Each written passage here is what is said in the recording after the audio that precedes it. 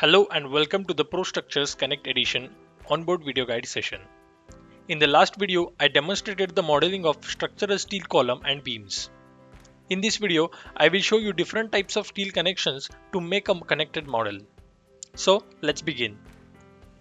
In the steel workflow, under the Home tab, you can see the separate tool section for steel connections. Here, the basic and most common used tools are listed. However, in the Connection Center tool, all types of connections are available. The initial connection we are going to do is general baseplate connection for columns.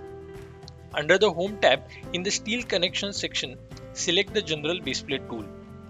After selecting tool, select the column where you want to apply the connection. The General Baseplate dialog will open where one can add plate dimensions and control hole properties. You can take references to illustrations on the right side to know which option controls which dimension or property of the connection. Also, do not forget to assign part families and assign display classes to the connections. I can save the current settings for this connection in form of templates so that I can use same connection settings in the future just by importing the saved template. After applying all dimensions and settings, click on the template button at the bottom and save the template with a name.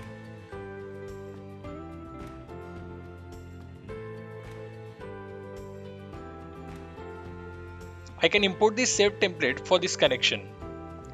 Note that templates can be saved for each and every connection, which makes modeling easier. In this manner, I will apply the connections to the remaining columns in the model.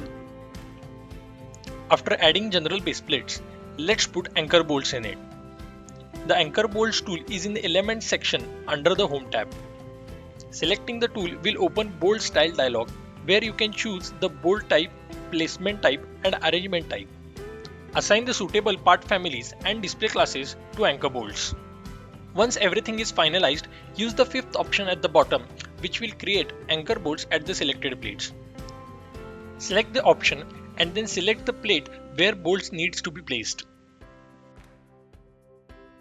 By the same method, I have added anchor bolts to all base plates in the model. Now let's look at the column beam connections. In the beginning, we will make a haunch connection for this main column and top level beam. Go to Connection Center and under the haunch connection, double click on the connection. Select a beam and then select the supporting column. You can see that the haunch connection is created and also opens a dialog for it. In this dialog, you can change the values for the connections from the Dimensions tab. Assign part families and display classes to the connections. Once it is done, click on the OK button. By the same method, I will apply the haunch connection to the remaining areas.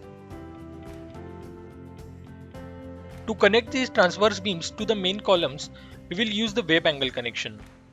Click on the web angle connection tool located in the steel connections. Select the beam and then select the supporting shape.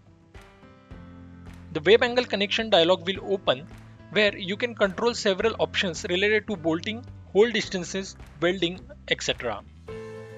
Once done, assign the suitable part families and display classes.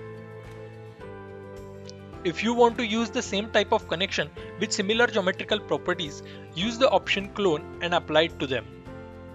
At the bottom of the web angle connection dialog, click on the Clone button. Then right click and then by holding Ctrl button, select supported and supporting shape respectively.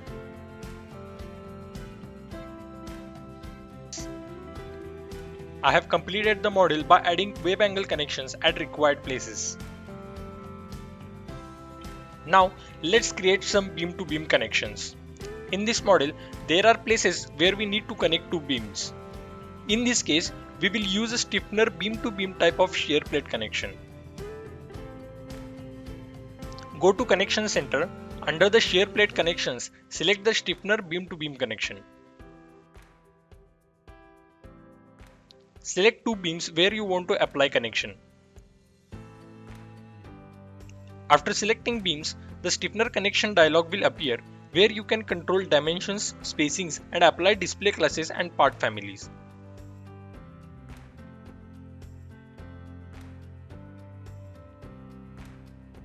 We will clone this connection in the required areas in the model.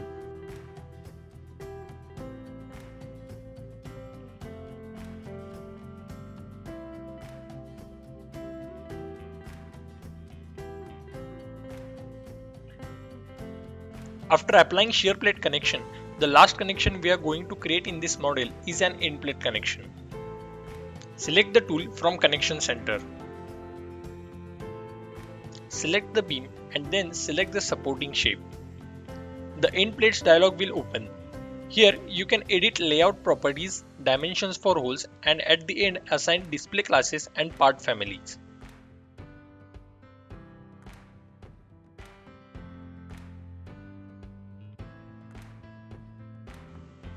I will clone this connection at required places. This is what my model looks like with all connections applied. Indeed, you can see how easy it is to create connections in ProStructures Connect Edition. Thank you for watching this video.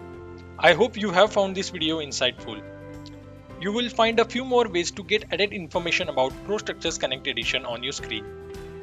In the upcoming video, we will show you the placement of structural steel objects in ProStructures.